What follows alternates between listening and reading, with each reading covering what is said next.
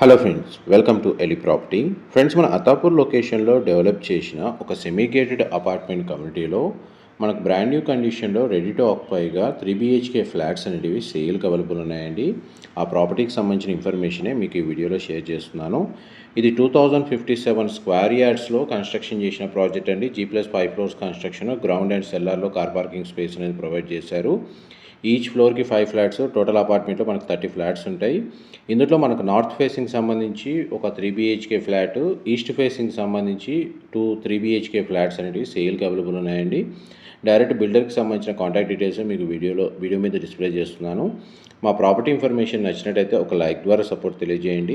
And regular updates కోసం channel subscribe చేసుకోండి.